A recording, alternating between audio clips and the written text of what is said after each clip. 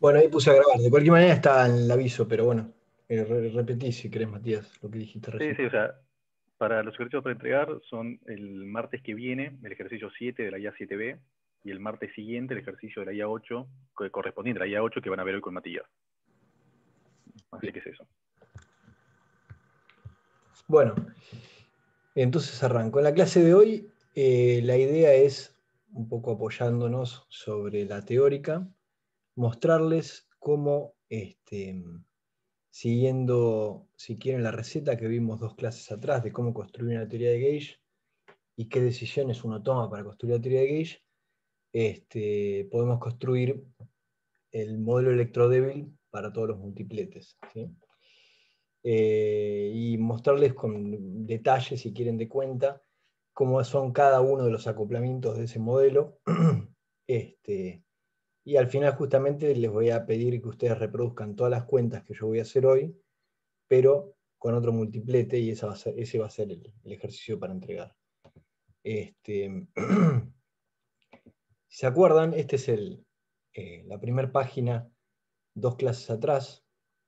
Habíamos pensado el objetivo de construir las teorías con simetría gauge local como una receta de 4 pasos, donde en estos pasos uno tomaba ciertas decisiones arbitrarias.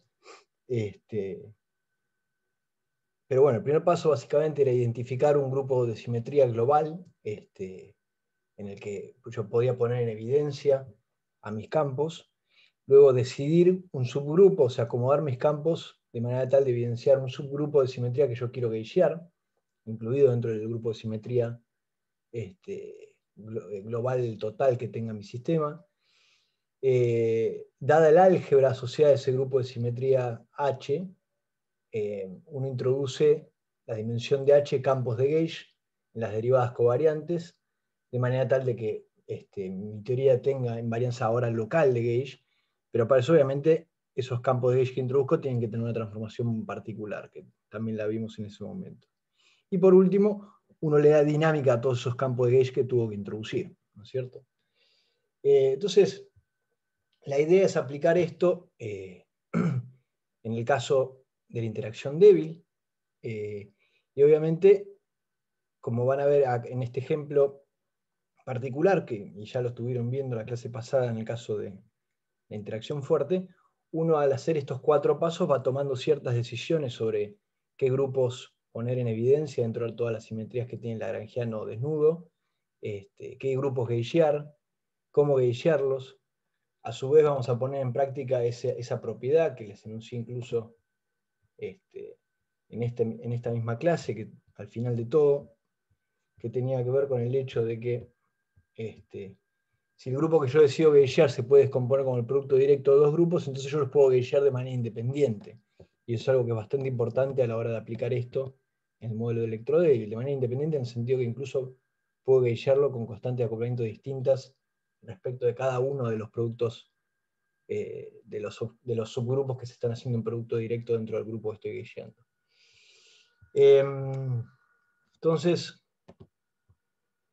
vamos ahora sí a las notas que les subí para hoy, que no las tengo abiertas. A ver.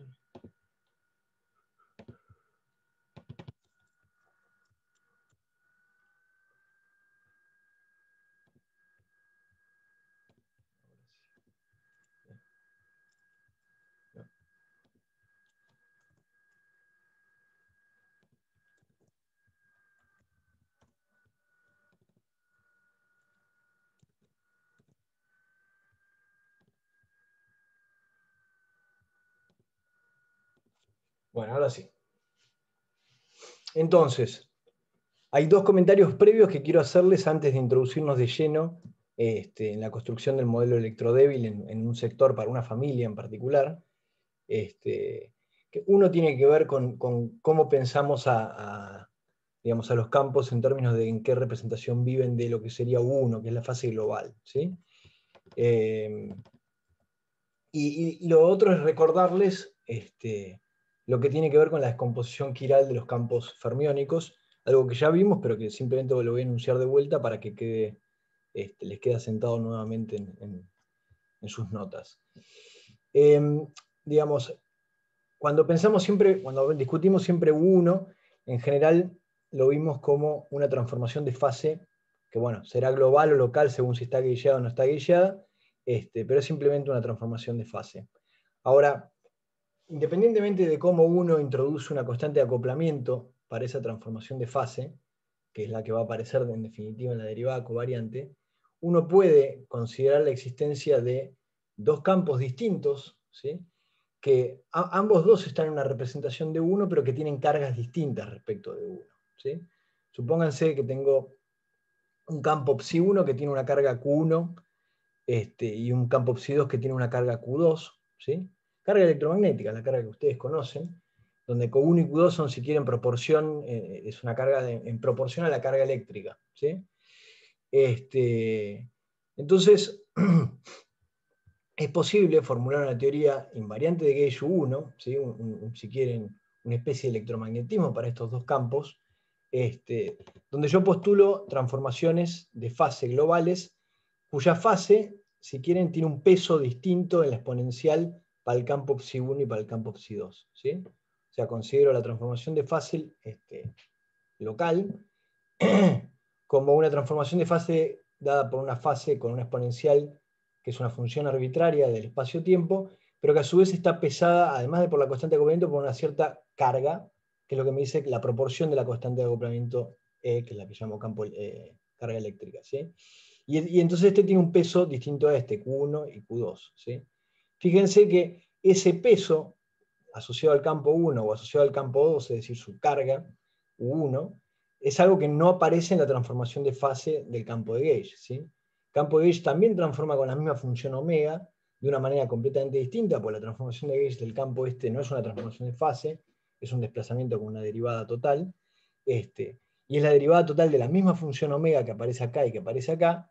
Sin embargo, ese peso Q1 y Q2 es una elección que yo le doy, digamos, un peso que yo decido que tenga el campo 1 o que decido que tenga el campo 2, sus cargas, que no me aparece acá, el campo eléctrico no depende de esas cargas, ¿tá?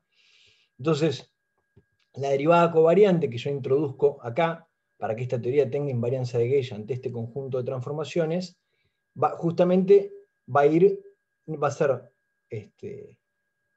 esta derivada covariante va a ser la derivada ordinaria más I, la constante de acoplamiento, por el peso, o sea, por la carga que tiene ese campo, por el campo electromagnético, ¿sí? Pueden chequear ustedes que efectivamente esta teoría escrita así, con estas derivadas covariantes que son distintas porque este tipo tiene una carga eléctrica distinta a la de este tipo, esta teoría es invariante de Gauge ante este conjunto de transformaciones que escribí acá, ¿tá? Todo esto para decirles que cuando mirás así como, digamos, en el grupo SUN en general, digamos, uno tiene que elegir la representación en la que pone a sus campos, y puede ser que estén en la fundamental, como puede ser que estén en la representación más grande, por ejemplo, o que sean un singlete de ese grupo. Cuando pensamos en términos de U1, hay una elección, básicamente, que es qué peso le pongo a esa fase global en la que estoy transformando mis campos, y eso es lo que yo llamo la carga. Pero si postulo esa transformación para mis campos, tengo que ser consistente y en las derivadas covariantes poner ese peso, ¿tá? ¿Alguna pregunta respecto a esto?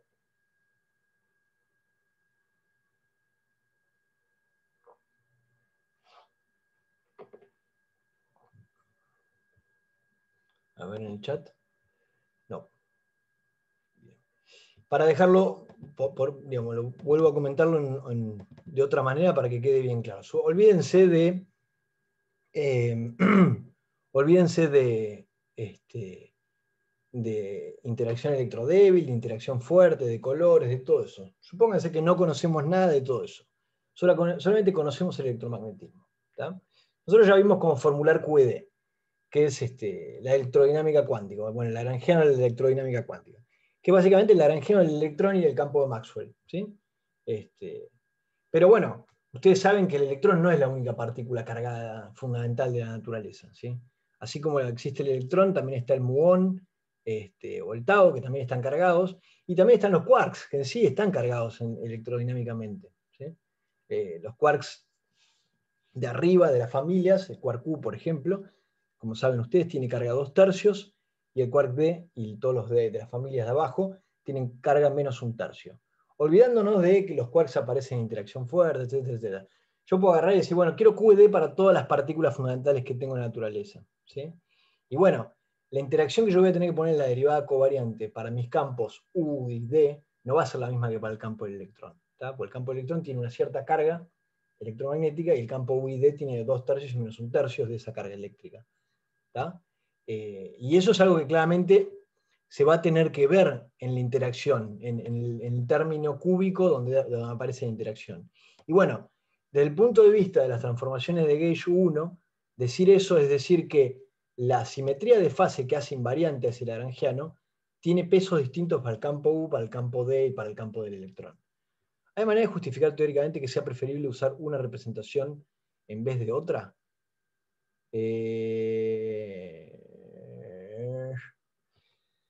A ver si entiendo bien tu pregunta. Fíjate que,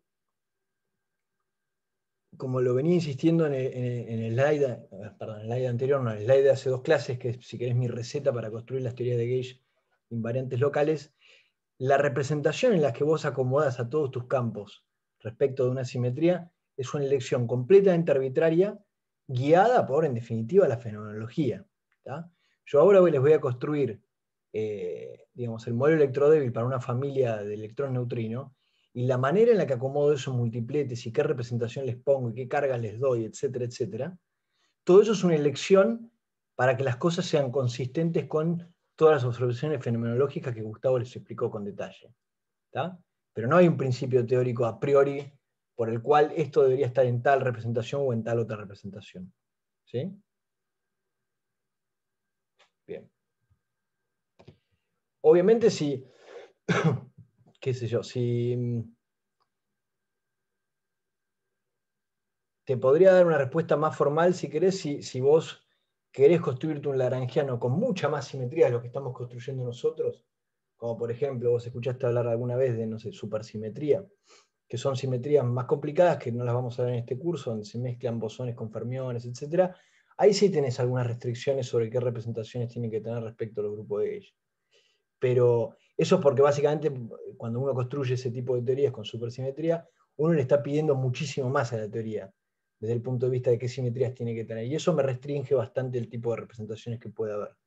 Pero en estos casos, si bien yo estoy pidiendo simetría de Gauge, no estoy pidiendo tanta simetría como cuando uno construye teorías supersimetrías. Entonces, en este caso no tengo demasiadas restricciones. Tengo bastante libertad para elegir representaciones, cargas, etc.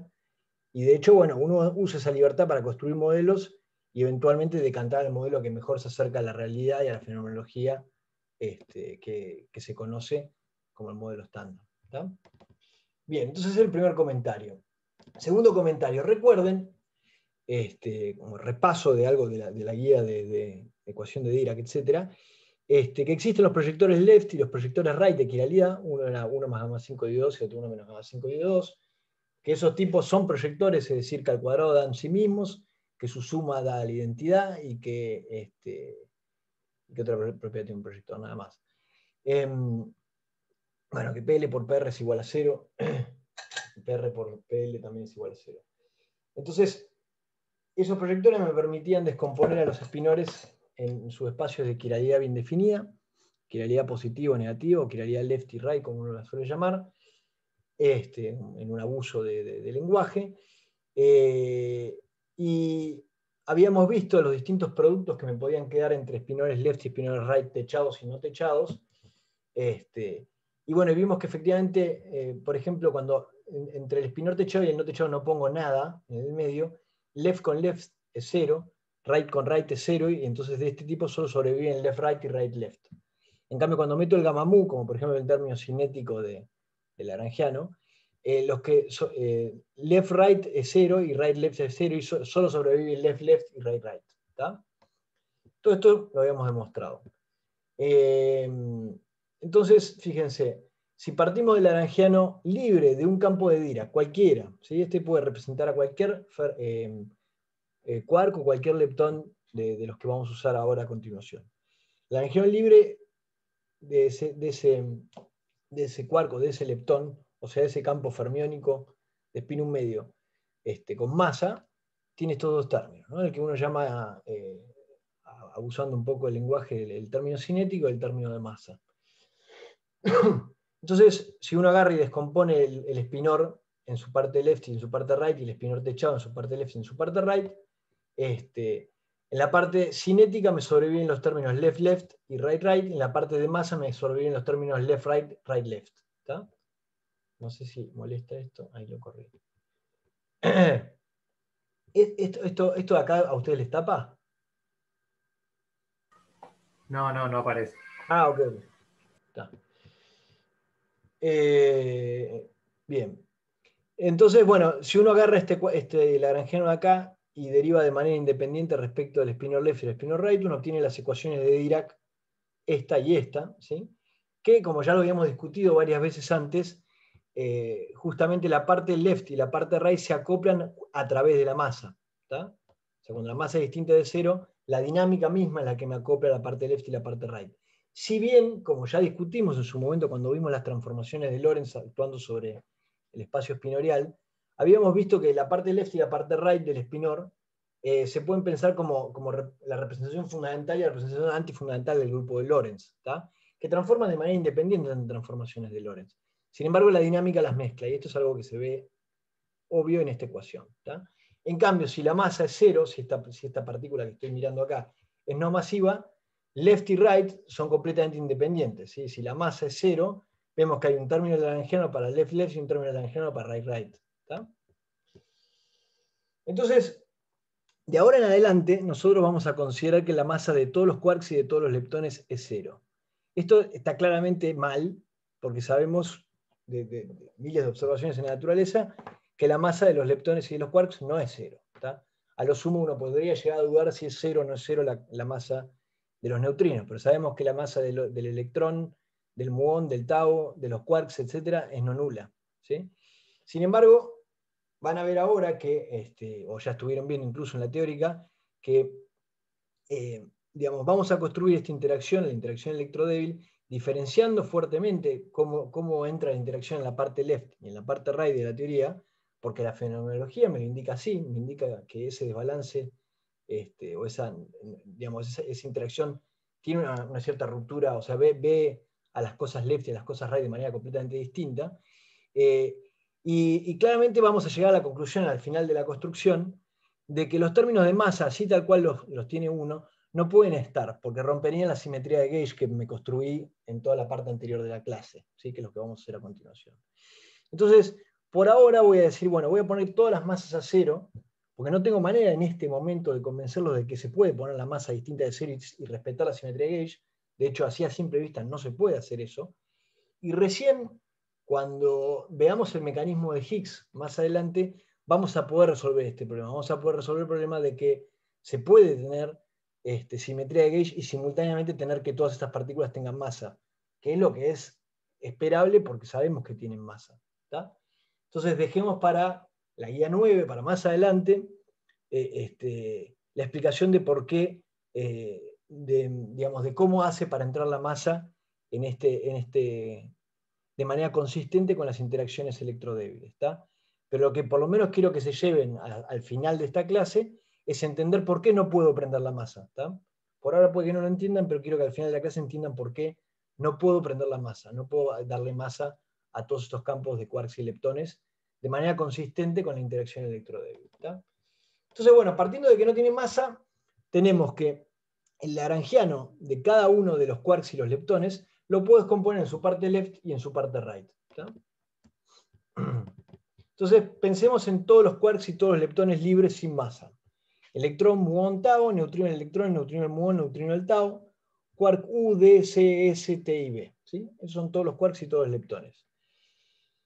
Entonces,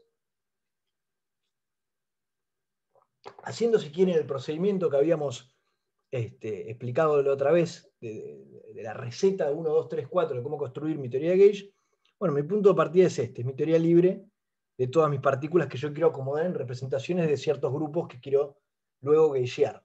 ¿tá?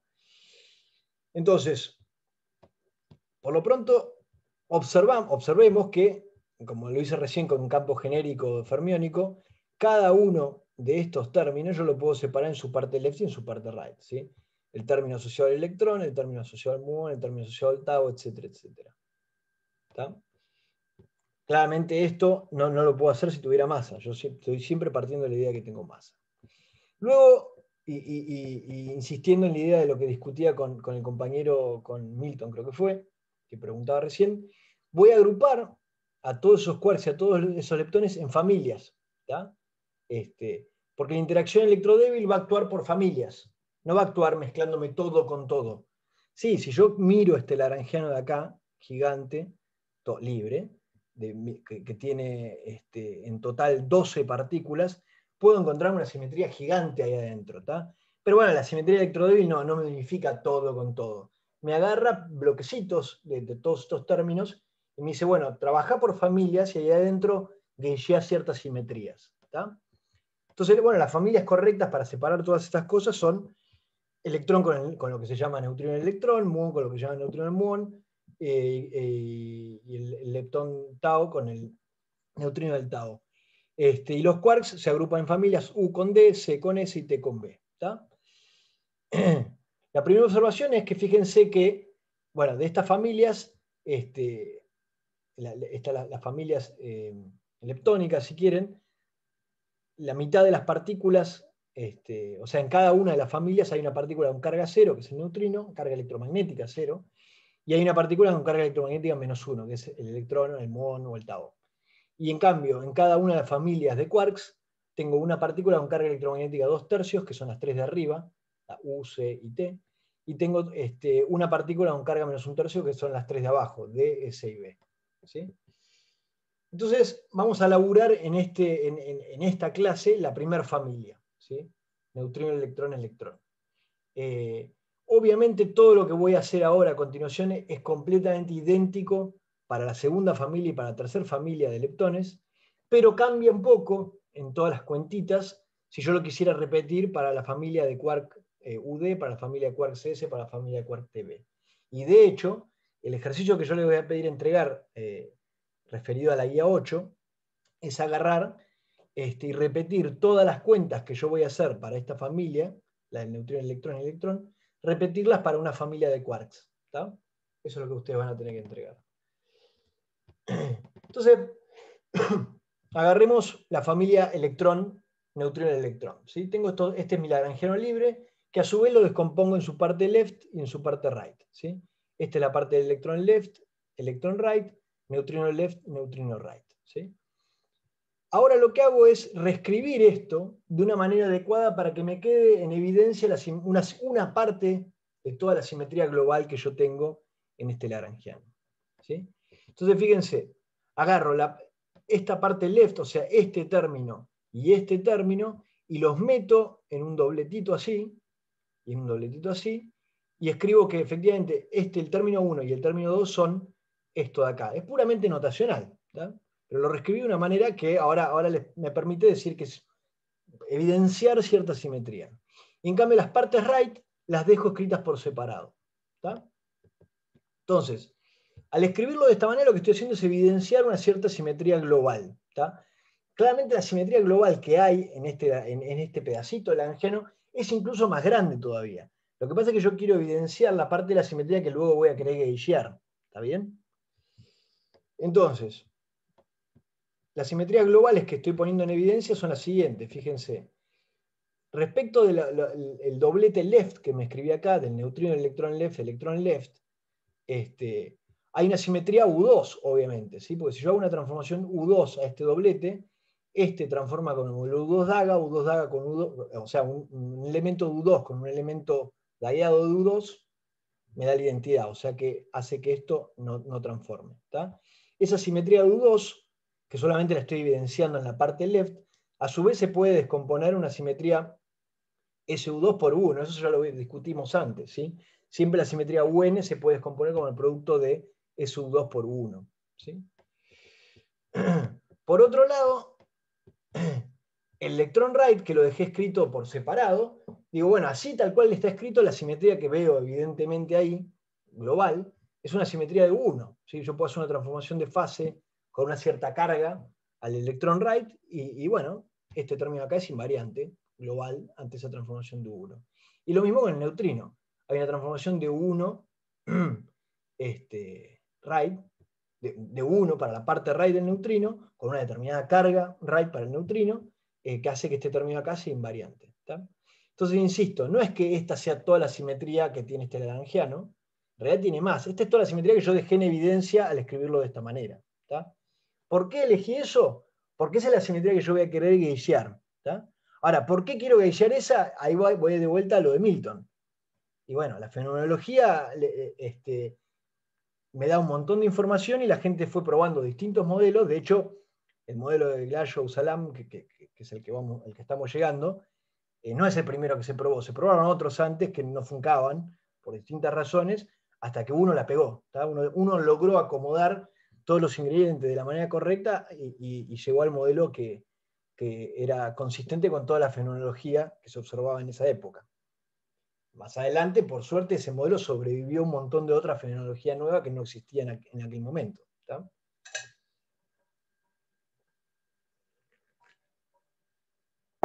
A ver, pregunta. ¿El motivo para separar en right y left es que no haya neutrinos right? Mira, si querés es el siguiente. La respuesta más de que me lavo las manos es, bueno, es arbitrario, ¿no? Es tan arbitrario como qué grupo de simetría elijo gagear. Bueno, elijo gagear por separado left y elijo gagear por separado left y right. ¿Tá? Ahora, está claro que cuando vos estás queriendo construir la interacción electrodébil, ¿sí? Que va a ser una interacción que tiene toda una fenomenología completamente distinta para cosas left y para cosas right, claramente tiene sentido empezar desde este punto, ¿no? Empezar del punto de decir, separo left y right, y las interacciones que yo meta, seguro que van a entrar distinto para left y para right. ¿Tá? Porque yo la fenomenología que observo es muy distinta para left y para right. Después, bueno, a lo sumo, si me estoy equivocando y es demasiado general, yo podré unificar todo con cierta particularidad de elección de cómo me quedan los acoplamientos de mi teoría, etcétera, etcétera. Pero por lo pronto, dentro de las miles de posibilidades que tengo para elegir cómo acomodar todos estos bloquecitos en un modelo electrodébil, es sensato separar left y right porque es una de las primeras observaciones que se observan al hacer fenomenología de interacciones débiles. ¿Tá? Después, en particular, eso va a ser consistente, por ejemplo, con que no haya neutrinos right en algún sentido. Ahora lo vamos a ver. Entonces, bueno, esta es la simetría que uno llama SU2 left por U1. ¿Sí? Tengo por un lado un SU2 que solo actúa en la parte left, ¿tá? De manera tal de que el electrón right y el neutrino right son singletes de este SU2 left. Y por otro lado tengo un U1, ¿sí? Que actúa de manera independiente sobre este doblete, sobre este singlete y sobre este singlete. ¿Daría lo mismo agrupar los right y dejar los left sueltos?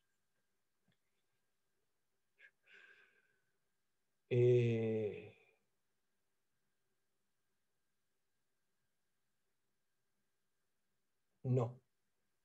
No. Suena sorprendente, pero no. O sea, la respuesta bien rápida. ¿Dónde está la decisión de tomar uno u otro? Fenomenología, nuevamente. La respuesta bien rápida es, aunque parezca sorprendente, la naturaleza no respeta la paridad. ¿Está? Al principio esto puede chocar mucho, pero digamos, el universo no tiene las mismas leyes microscópicas si lo miramos tal cual eso, si lo miramos en un espejo. ¿Te cambiaría lo que cambias electrón versus positrón? Lo que llamas positrón, ¿no? Mira, si querés, hay un teorema, y de hecho se verifica en la realidad, que se llama teorema CPT. Y es básicamente que tus teorías de campos, con simetría de Poincaré, es decir, simetría de Lorentz y simetría de traslación espacio-temporal, tienen que respetar tres simetrías discretas al mismo tiempo. O sea, no tienen por qué respetar tres simetrías discretas, que son la conjugación de carga, que es lo que vos me acabas de nombrar, cambiar electrón por positrón, esencialmente, paridad inversión de la flecha del tiempo, ¿no? Eso es lo que se llama C, P y T. Sin embargo, hay un teorema que te muestra que si bien pueden violar cada una de ellas, las tienen que respetar en conjunto. Si vos haces una transformación de C, P, T todo al mismo tiempo, tu teoría tiene que ser invariante. Y eso es algo que se verifica incluso en toda la fenomenología. Hay violación de C, violación de P, violación de CP, violación de T, pero no hay violación de CPT. ¿Está? Bien. CPT, conjugación de carga, paridad, inversión temporal. Bueno. Entonces, así como introdujimos, bueno, digamos, pusimos en evidencia esa simetría de SU2 por 1. ¿Por qué? Porque esa es la que queremos gagear. Entonces, si la queremos gagear, está claro que en el paso 2, paso 3, ya no me acuerdo cómo eran los pasos de la receta que les di hace 2 clases, tengo que introducir campos de gauge. Y bueno, ¿cuántos campos de gauge? Tantos campos de gauge como tenga el álgebra del grupo que quiero gagear. Entonces, este grupo, su álgebra tiene 3 generadores. Este grupo de acá, su álgebra tiene un generador. Entonces tengo en total 3 más un 4 generadores. Y por lo tanto tengo que introducir 4 campos de gauge. Y ahí vienen los 3 campos asociados al SU2 left, que son el W, lo llamo W1, W2, W3, y el campo asociado al 1, que es BMU. ¿Sí? Uno obviamente cuando empieza a construir esto estaría muy tentado de pensar, bueno, quizás este BMU de acá es el campo electromagnético. ¿Sí? ¿A alguno se le ocurre por qué eso no puede funcionar?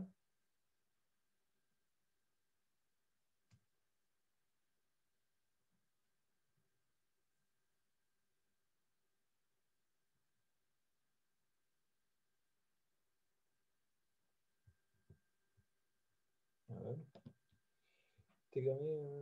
¿Los neutrinos no tienen carga? Bueno, está buena la respuesta de Eric. Si es que está respondiendo a eso, no estoy seguro. Tiene que ver con eso. Sí, una manera de rápidamente darse cuenta que eso no podría funcionar. O sea, de que no puedo asociar este U1 en esta descomposición al campo electromagnético, que sería tentador. Una de las razones por la cual se puede ver que eso no es así es la siguiente. Fíjense, el campo electromagnético, lo que sí sabemos del campo electromagnético es que a diferencia de la interacción débil, perdón, el campo electromagnético no se da cuenta de que es left y que es right. Ve a left y ve a right de la misma manera. Interactúa con partículas left o con partículas right de la misma manera. Entonces, si el campo 1 que yo estoy metiendo acá fuera el campo electromagnético, yo debería tener que la carga 1 de este electrón right debería ser igual a la carga 1 de este doblete, porque acá aparece el electrón también. Entonces, si la carga 1 de este doblete es igual a la carga 1 de este de acá, pero acá dentro de este doblete está el neutrino left, entonces si este tiene una carga electromagnética, como el electromagnetismo es igual para left y right, este debería también tener una carga electromagnética 1, y ya sabemos que el neutrino no interactúa electromagnéticamente. Digamos, dentro de los hechos experimentales que uno sabe a priori es, bueno, el neutrino aparece solo en la interacción débil, no aparece con el electromagnetismo. Si no, al neutrino lo hubiéramos descubierto mucho antes, interactuaría mucho más con la materia, etc. De hecho, el neutrino es difícil de medir por eso, porque no interactúa electromagnéticamente. Entonces, en esta decomposición de acá está claro que este 1 no puede ser electromagnetismo, pues si no el neutrino tendría carga. ¿Está? Bien. Entonces, ¿qué estamos diciendo? Estamos diciendo entonces que este doblete left, con el neutrino arriba y el electrón abajo, va a ser un doblete en la fundamental de este grupo de SU2 left que llamo, y va a tener una cierta carga que le voy a llamar YL, su hipercarga de U1. ¿Tá? Este grupo de SU2 left lo voy a llamar isospin. ¿Tá? Isospin débil, para distinguirlo del isospin viejo que usábamos en los quarks, etc. Este es el isospin débil. Y este de acá lo voy a llamar hipercarga débil. ¿Tá? Entonces este tipo de acá tiene un doblete en la fundamental del isospin débil y tiene una cierta hipercarga débil IL. ¿Tá? Fíjense que esta hipercarga es la misma para todo el doblete. ¿Tá? Por otro lado, las partes right, el electrón right es un singlete de SU2. ¿Tá? O sea, el tipo no transforma en SU2, porque está fuera del doblete, es un singlete, y sí transforma respecto del U1, tiene una cierta hipercarga débil, Y, respecto de U1. Y el neutrino right, por otro lado, nuevamente es un singlete de SU2, no interactúa, no aparece en la interacción de SU2, y tiene una cierta carga Y nu R de 1. Entonces esta es la información que uno necesita para saber cómo transformar la derivada en derivada covariante para cada uno de estos bichos de acá. Es decir, yo voy a mirar este lagrangiano y esta derivada de acá, esta derivada de acá y esta derivada de acá las voy a transformar en derivadas covariantes teniendo en cuenta esa información. Es decir, en qué representación está cada uno de todos estos campos. ¿Sí? Pero bueno, volviendo a la idea de que este B mu no puede significar nunca, no puede representar nunca el campo electromagnético, de cualquier manera, nuestro objetivo es construir de una manera unificada el electromagnetismo con interacción débil. Entonces, de ahí viene el truco de Weinberg y Salam, el Glashow, en darse cuenta que si bien no puede identificar a este tipo con el campo electromagnético, puede identificar el campo electromagnético con una combinación lineal ortogonal de este campo, ¿sí? Y uno de los campos que estén acá. ¿Tá? Que por convención se elige al 3 porque es justamente el que se le elige una representación diagonal en los generadores del grupo SU2. ¿Tá? Los generadores del grupo SU2 en principio es arbitrario, como yo los podía elegir, pero normalmente uno usa la representación de Pauli, de la fundamental del grupo SU2. En la representación de Pauli, la tercera matriz es la que es diagonal. Entonces elijo que el campo electromagnético es una combinación lineal ortogonal del campo B mu y W mu. Pero obviamente, si hago esta asignación de acá, tengo que elegir a otro campo que de manera tal de que estas dos cosas sean ortogonales. ¿Tá? Entonces, esto si lo escriben como una matriz, es como si fuera una especie de rotación que me designe al campo A mu y al campo Z mu en términos del campo B mu y W mu 3. ¿Sí? Ahora, yo acá introduzco un nuevo parámetro, coseno de tita, seno de tita, pero si quieren ese parámetro de alguna manera lo voy a poder fijar más tarde en términos de los parámetros de las constantes de acoplamiento de estas interacciones. ¿Sí? Yo voy a tener dos constantes de acoplamiento, una asociada a SU2, otra asociada a 1. Entonces, eligiendo apropiadamente esas constantes de acoplamiento, voy a lograr que esta combinación de acá sea posta el campo electromagnético. ¿Tá? Y que esta cosa de acá, bueno, sea un campo residual que no es el campo electromagnético, que debería aparecer también en la fenomenología de mi modelo electrodébil. ¿Sí? Esta transformación de acá, ortogonal, definida en términos de este ángulo de acá, tita, que se llama el ángulo de Weinberg, obviamente se puede invertir fácilmente. Acuérdense que para invertir esto hay que simplemente cambiar tita por menos tita, porque es una transformación ortogonal. Entonces, así como el campo A, que yo lo voy a pensar como el campo eléctrico, es una combinación de B y W3, el generador asociado al campo eléctrico, que es la carga eléctrica, si quieren, va a ser justamente la combinación correspondiente de hipercarga débil, que es la carga asociada al campo B, y isospin débil, el T3, que es el generador asociado al W3. ¿Tá?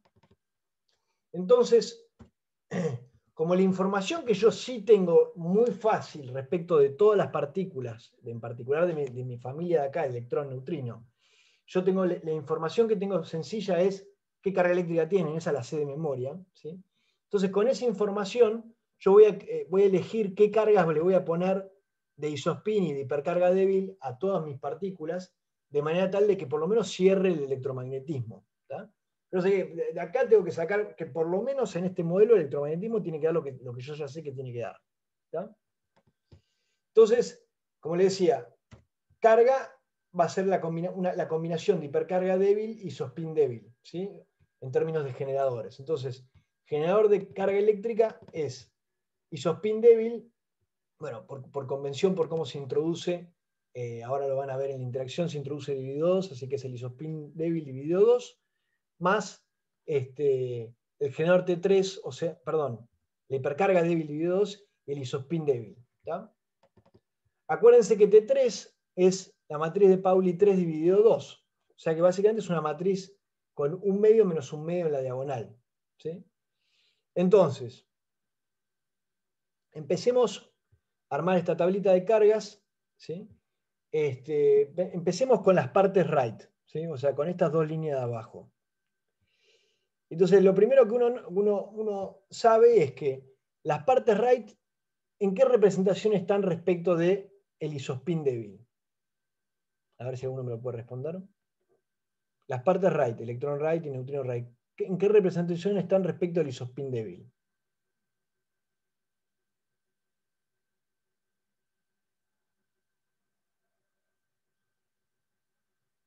¿Alguien?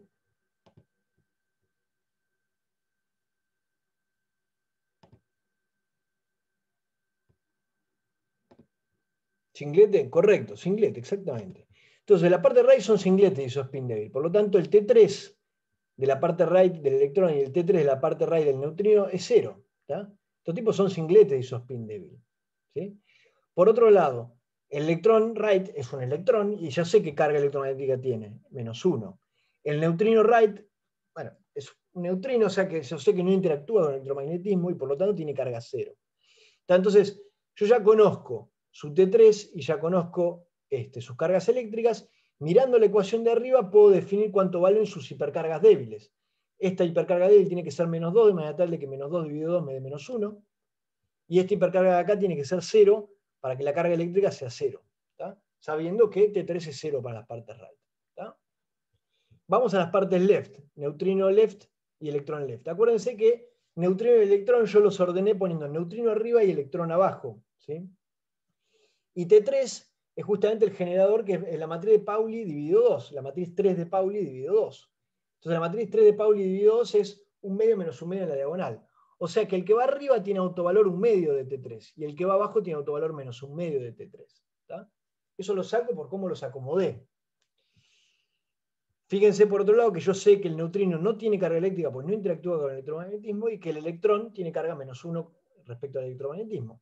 Entonces, sabiendo el T3 y sabiendo la carga, miro esta ecuación de acá y puedo definir cuánto tiene que valer la hipercarga. ¿Tá? Si la hipercarga, por ejemplo, acá vale -1, tengo -1 dividido 2 es -1 medio, -1 medio del T3 me queda -1, que es la carga eléctrica.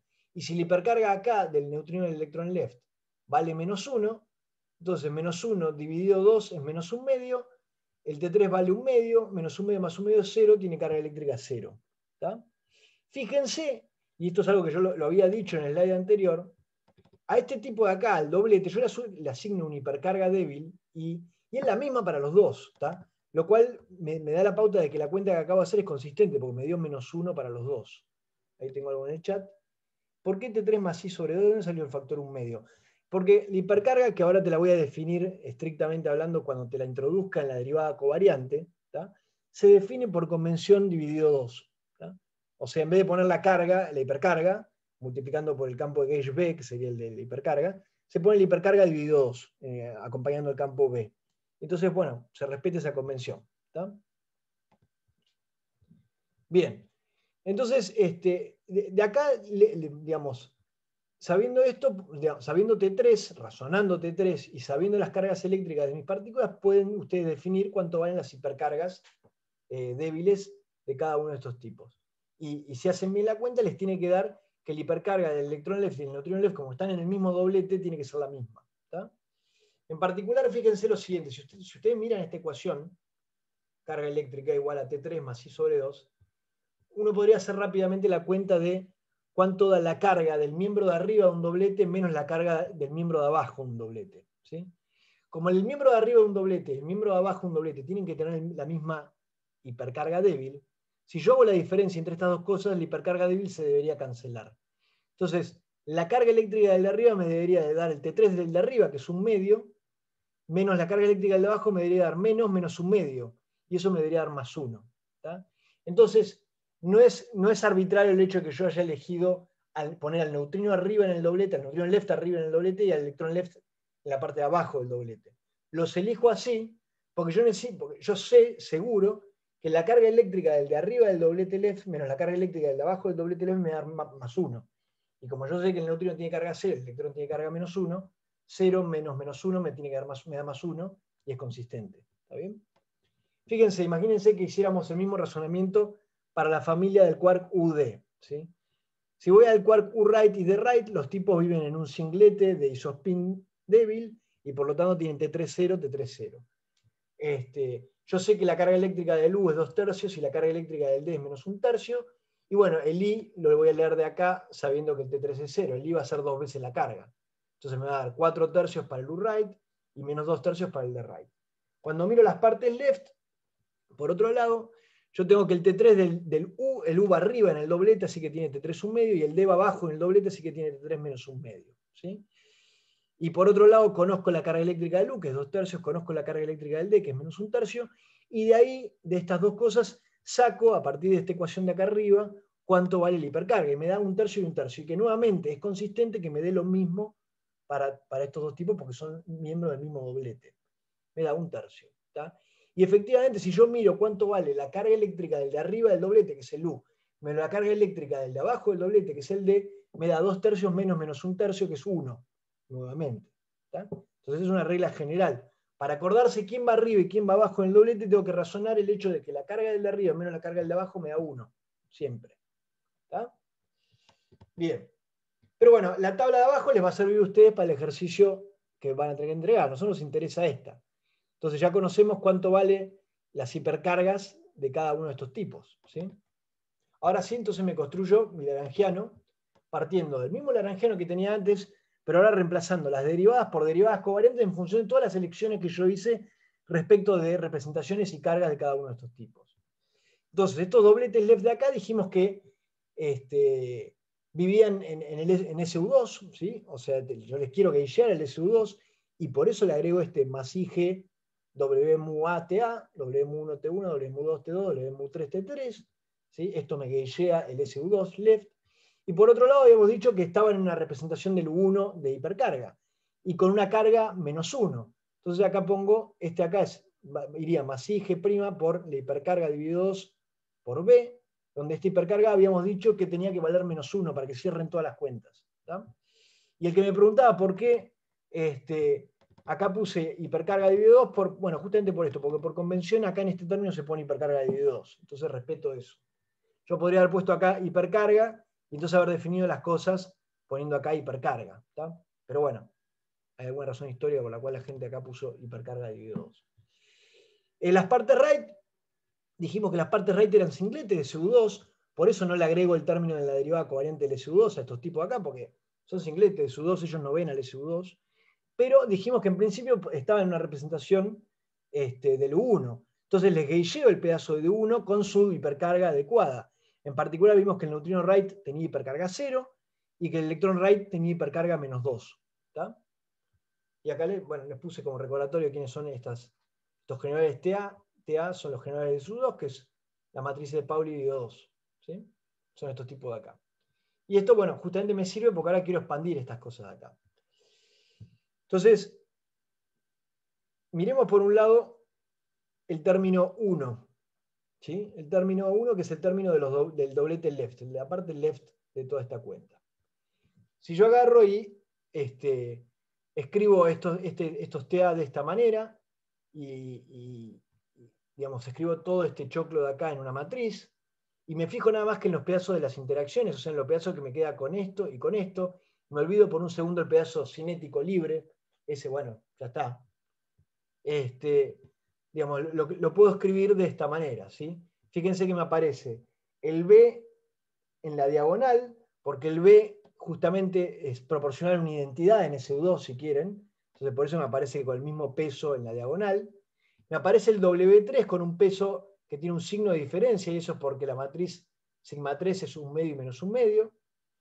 Y fíjense que acá y acá me aparecen el W1 y el W2, que están asociados a estos dos generadores de acá, donde yo definí, si quieren, W más y W menos de esta manera. ¿Sí? Entonces acá me quedó el W más y el W menos. Entonces, mirando desde el punto de vista de las interacciones, de qué me mezcla con qué, fíjense, en la diagonal aparecen W3 y B, ¿sí? O sea, el asociado al tercer generador del isospin y el campo de Gauge asociado a la hipercarga. Entonces, estos tipos W3 y B son los tipos que me va a dar neutrino techo con neutrino y electrón con electrón. ¿Sí? Son los tipos que no me mezclan electrón con neutrino. En cambio, los que yo definí como W más y W menos, que son los que aparecen en la antidiagonal, son los tipos que me van a mezclar neutrino techo con electrón, electrón techo con neutrino. ¿Tá? Cuando yo expanda toda esta cuenta de acá. ¿Sí? Entonces, miremos por un segundo los términos de la diagonal, o sea, este de acá y este de acá, reescribiendo al campo W3 y al campo B en términos del campo electromagnético, usando esta fórmula de acá, es decir, usando el ángulo de Weinberg. Entonces, yo miro este de acá, que sería el que acopla neutrino con neutrino, porque es el término de la diagonal de arriba, mezcla neutrino con neutrino, este término de acá. Si escribo W3 y B en términos del campo electromagnético, me queda esto proporcional al campo eléctrico y esto proporcional al campo Z. Y si en cambio miro el término de abajo, que el término de abajo es el que mezcla electrón con electrón, me queda esto proporcional al campo eléctrico y esto proporcional al campo Z. ¿Sí? Entonces, acá lo que yo puedo decir es, bueno, pará. Hasta ahora yo introduje 3 constantes, si querés. La interacción G asociada al isospin débil, el acoplamiento G' asociado a la hipercarga, a la interacción de hipercarga, y el ángulo de Weinberg, que es el que me mezcla el W3 y el B en términos del A y el Z. ¿Sí? Ahora, yo justamente voy a identificar al A y al A como el campo electromagnético. Al tipo, yo le conozco sus cargas, es decir, yo sé cómo interactúa con el neutrino y cómo interactúa con el electrón. Entonces, ¿cómo interactúa el campo eléctrico con el neutrino? Pregunta.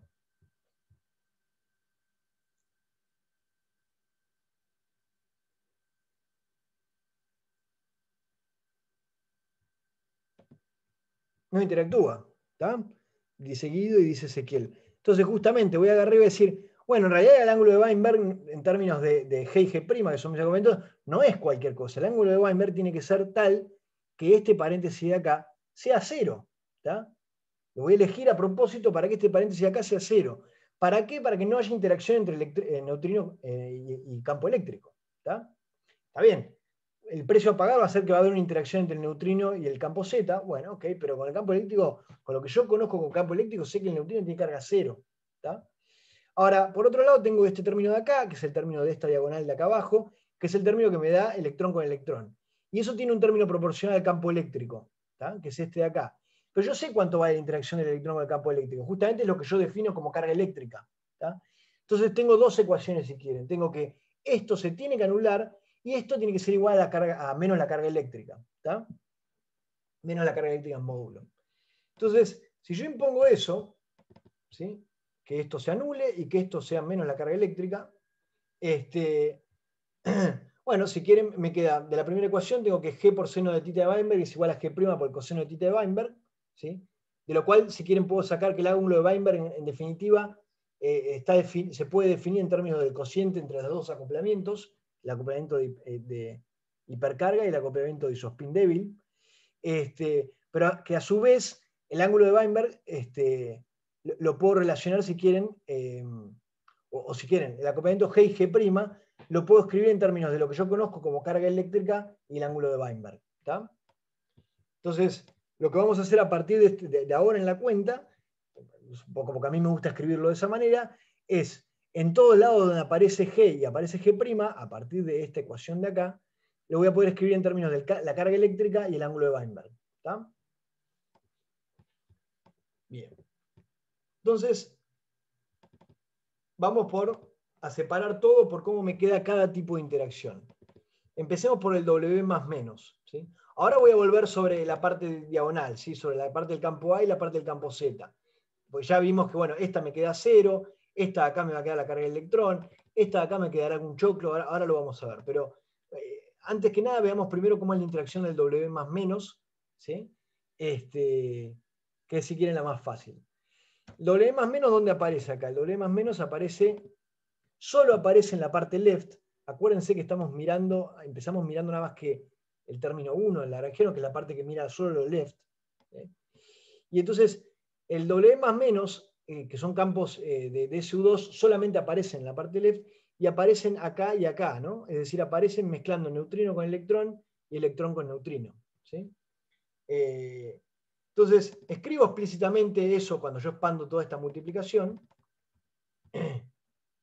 y me quedan estos dos términos, ¿sí? Donde agarré y escribí el G como E dividido el seno del ángulo de Weinberg. ¿Está bien? Fíjense que estos dos términos, en realidad, si lo miran con cuidado, por cómo definí el W y por cómo se define el espinor techo, etc., uno es el complejo conjugado del otro. ¿Está? Entonces, a la hora de cuando uno cuantiza la teoría y piensa esto como términos de interacción, en realidad este término de interacción y este término de interacción son un solo término de interacción o son un solo vértice de interacción, porque uno es el complejo conjugado del otro, es decir, uno me da toda la consistencia de inversión respecto de si algo es un electrón o es un neutrino, si algo es un electrón o un positrón según la dirección del tiempo, si algo es un W más o un W menos según cómo corre el tiempo, etcétera, etcétera. ¿Sí? Pero bueno, esencialmente este término con su complejo conjugado me da un vértice que es el vértice donde aparece el electrón, el neutrino y el campo W. ¿Qué campo W? ¿Aparece el W más o el W menos? Bueno, como van a ver, no me acuerdo si la clase que viene o la otra, el W más y el W menos está cargado. Es un campo de gauge cargado. Después vamos a ver por qué, los voy a convencer de que eso efectivamente es así. Entonces, para darme cuenta, digamos, en el vértice, qué campo me aparece el W, simplemente lo que tengo que hacer es acordarme que la carga temporalmente se conserva. ¿Sí? Entonces, por ejemplo, si entra un electrón, ¿sí? Yo le doy una flecha de continuidad a mi flecha firme, que es la flecha fermiónica, le doy flechas de continuidad para acordarme que si acá está entrando un electrón, lo que sale de acá es un neutrino del electrón, y el neutrino no tiene carga, así que el W que viene acá tiene que ser un W menos para que yo parta de carga menos 1 y llegue a carga menos 1. La carga eléctrica se conserve. ¿Tá? Si yo esta pata del neutrino acá la doy vuelta y la pongo para atrás, tengo electrón antineutrino del electrón, ¿sí? Que como ven hay continuidad en la flecha fermiónica y acá la flecha entra en el sentido inverso de la dirección temporal. Entonces ahí me doy cuenta fácil que este es un antineutrino. ¿Tá? Y el W que sale acá es un W menos, nuevamente me doy cuenta porque se conserva la carga eléctrica. ¿Sí? En cambio, si yo agarro este diagrama de acá y le doy vuelta a la pata del W acá, de manera tal de que acá está entrando un electrón y sale un neutrino, lo que entra acá junto con el electrón es un W más, de manera tal de que acá hay carga menos 1 más 1 igual 0 y me queda carga 0. ¿Tá?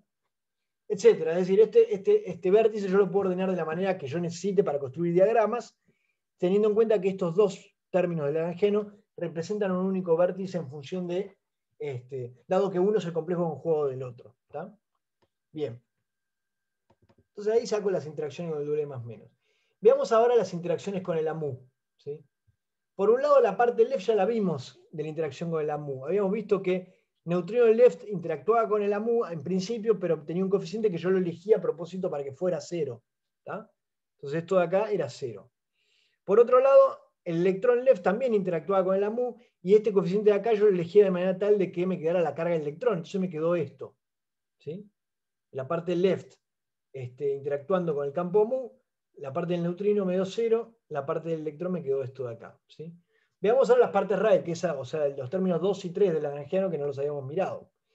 En los términos 2 y 3 del Lagrangiano, la parte de las interacciones, yo tenía por un lado el término del neutrino right, ¿sí? Que tenía una hipercarga right, que había elegido que valga 0, o sea que en realidad este término no está. Y por otro lado tenía el término del electrón right, que tenía una hipercarga y yo le había elegido y no era 0. ¿Tá? Entonces, si yo agarro este campo B y lo escribo en términos del campo eléctrico y el campo Z, puedo calcular, bueno, cuánto queda proporcional al campo A, que es lo que quiero mirar ahora. Entonces, me queda, si el campo B justamente es proporcional a coseno de tita por el campo A, el campo electromagnético, este término de interacción me queda G' coseno de tita y la parte raíz del electrón acoplada al campo electromagnético. ¿Sí? Ahora, acuérdense que G' era la carga eléctrica dividido el coseno de tita, o sea que esto me quedó solo escrito en términos de la carga eléctrica. Y si yo ahora junto este pedazo de acá, que era la interacción con el campo eléctrico de la parte left del electrón, y este pedazo de acá, que es la interacción de la parte right del campo eléctrico, del electrón con el campo eléctrico, fíjense que tienen exactamente el mismo peso. Entonces, esto de acá yo lo puedo reunificar en un término que es el término típico que ustedes ya conocían de interacción del campo del electrón con el campo eléctrico. ¿Tá?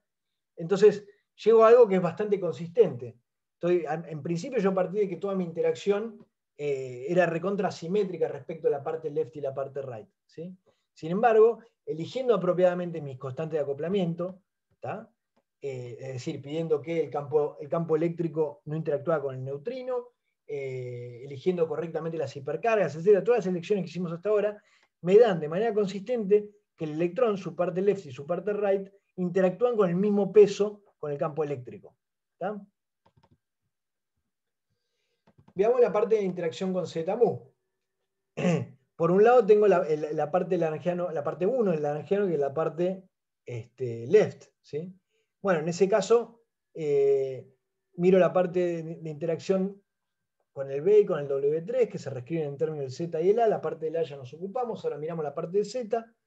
Me queda este término, estas dos contribuciones de acá, para el neutrino left, y estas dos contribuciones de acá para el electrón left.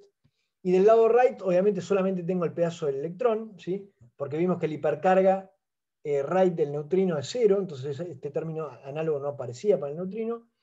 Y recordando que B mu es proporcional a una combinación lineal de A y Z, y quedándome solo en este caso con el pedazo de Z, llego a las siguientes interacciones con Z, ¿sí? Tengo que el electrón left y el electrón right, ambos interactúan con Z, con pesos distintos, ¿sí?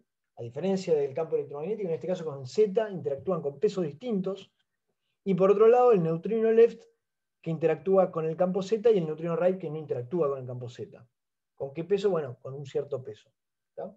Entonces, por todo lo que vimos hasta ahora, vemos que en realidad todas las potenciales interacciones que había en el neutrino right, como yo elegí acá que la hipercarga del neutrino right fuera 0, perdón, acá, la hipercarga del neutrino right fuera 0, entonces el neutrino right en realidad no aparece en ninguna interacción, a lo sumo me apareció acá en el término cinético y nada más, ¿sí?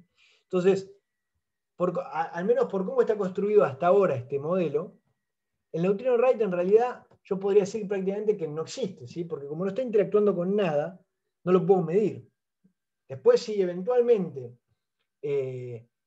existieran más interacciones en la naturaleza y ese neutrino right por ahí sí existe, o bueno, una vez que el día que entendamos bien cómo es el mecanismo de masa del neutrino, porque en realidad el neutrino tiene masa y eso puede hacer que interactúe con algo y que sea observable y que exista, es toda una discusión. Pero hasta acá, digamos, si quieren, el neutrino right en realidad es como si no existiera, porque no lo estoy poniendo a interactuar con nada, ¿tá? Ni con el campo eléctrico, ni con el campo Z, ni con nada. Entonces, digamos, acá tienen, si quieren, un resumen de haber agarrado esto de acá, haber agarrado mi doblete de mi familia, haberlo separado en left y en right, haber gageado lo que yo quería gagear, dándole las hipercargas correctas que quería darle, y haber descompuesto todo esto en términos de, mirando todas sus interacciones y descompuesto en términos de lo que yo definí como el campo eléctrico y el campo Z, a partir de estas definiciones de acá. Y de esa manera llegamos a todas las interacciones que hay en este modelito respecto del campo electromagnético, que es solamente la interacción del electrón, pesada de manera simétrica respecto de su parte left y right. La interacción con el campo Z, el bosón neutro, que tiene un cierto peso para la parte left del electrón y un cierto peso para la parte right, y que por otro lado interactúa solo con la parte left del neutrino. Y por último, los bosones cargados, W más y W menos, que me mezclan electrones con neutrinos, ¿tá? Electrones con neutrinos en un vértice de interacción que me cambia el sabor, la especie, me mezcla las especies de partículas que yo tengo. Un típico proceso donde puedo dibujar un diagrama de Feynman de un decaimiento usando estas interacciones que acabamos de ver, en particular la de W más y W menos, que si quieren son las más interesantes en algún sentido, porque son las que me cambian, me mezclan especies de partículas. Es el decaimiento de un muón, por ejemplo. El muón tiene una cierta vida, el decaimiento más probable es que decaiga en un electrón, y un muón, un neutrino del muón y un antineutrino del electrón, ¿sí? Y el decaimiento en términos de diagrama de Feynman lo pueden pensar de esta manera. Tengo el muón, bueno, obviamente es todo lo mismo de antes. El muón y el neutrino del muón forman una familia que interactúa con los tres campos de SU2 y el campo B, que a su vez se pueden reescribir en términos de los bosones W más menos cargados y el bosón Z neutro y el campo electromagnético. Y bueno, en la interacción que tienen con los bosones W más menos, se mezcla el muón con el neutrino del muón en este vértice de acá, ¿sí? O sea, puede venir un neutrino del muón y me sale, perdón, un muón y me sale un neutrino del muón, y por otro lado acá tengo un W menos, de manera tal de que se conserve la carga si quieren. Y este W menos puede por los acoplamientos que acabamos de ver, decaer en un electrón y un antineutrino en el electrón, ¿sí? Dándome lugar a este proceso, que es el decaimiento del muón. Y por otro lado, el famoso decaimiento beta, donde un neutrón, o bueno, un neutrón aislado o un neutrón adentro de un núcleo, no importa, decae en un protón más un electrón más algo extra, y ahí es donde se descubrió el neutrino. Se puede explicar nuevamente a partir de este vértice de interacción con los Ws. Justamente, el quark U y el quark D están en un doblete de la interacción débil, de manera tal de que pueden tener esa interacción que mezcla especies de partículas con el W más y el W menos. Entonces un quark D que tiene carga menos 1/3 puede emitir un W menos y transformarse en un quark Q que tiene carga 2/3. Fíjense que la carga eléctrica se conserva porque pasé de menos 1/3 a 2/3 menos 1, que es menos 1/3. Y este W menos decaer en un electrón y un antineutrino del electrón. Y de esa forma tengo efectivamente este decaimiento famoso, que es el decaimiento beta. Obviamente acá no estoy haciendo ningún tipo de consideraciones respecto de los ángulos de mezcla que puede llegar a haber en los dobletes de los quarks, ¿sí? Porque la interacción electrodébil en los dobletes de quarks no es exactamente así como la estamos viendo, como la piensa uno de la manera más naive, sino que en realidad hay un ángulo de mezcla entre todos los quarks down, que ya lo vieron un poco en la teórica, pero bueno, simplificando un poco las cosas, el decaimiento beta lo puedo pensar de esta manera. ¿Preguntas?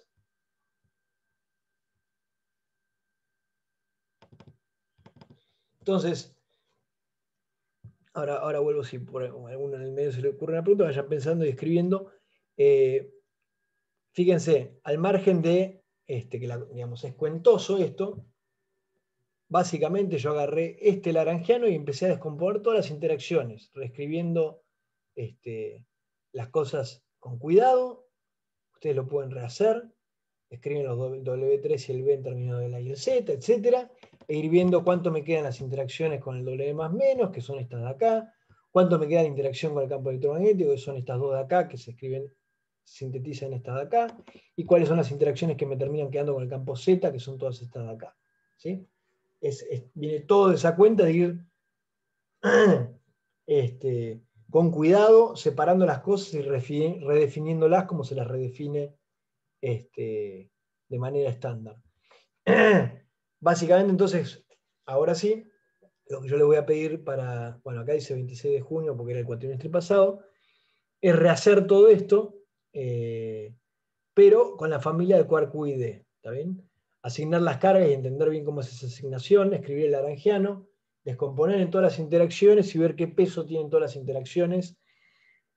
Por ejemplo, ver que efectivamente el campo electromagnético interactúa con el peso correcto, que es 2/3 de la carga eléctrica con el quark U, de manera simétrica entre su parte left y su parte right. También debería interactuar con un peso de menos 1/3 de la carga eléctrica con el quark D, de manera simétrica entre la parte right y la parte left. Fíjense que hacer la cuenta para esta familia es un poquito más difícil que la que yo hice. ¿Por qué? Porque en esta familia los dos interactúan con el campo electromagnético con pesos distintos, a diferencia de la familia que hice yo, donde el neutrino, la parte eléctrica desaparecía completamente, me quedaba solo el electrón, y por lo tanto no había interacción tampoco del neutrino right con el campo Z. Bueno, acá, en este caso, en esta familia, como no hay ninguna carga cero, entonces las interacciones van a ser todas un poco más complicadas en algún sentido, porque la electromagnética va a aparecer tanto para el quark Q como para el quark D, con pesos simétricos en sus partes left y right. La interacción Z va a aparecer tanto para la parte right de U como para la parte left de U, y para la parte right de D y la parte left de D. Pero bueno, la cuenta, una vez que entiende la lógica de la asignación de cargas y de cómo se va descomponiendo todo y reescribiendo todo, es la misma. Y bueno, hacen todo eso, o sea, esencialmente repiten la clase que vi hoy, pero en esta familia. Ahora sí. ¿Preguntas?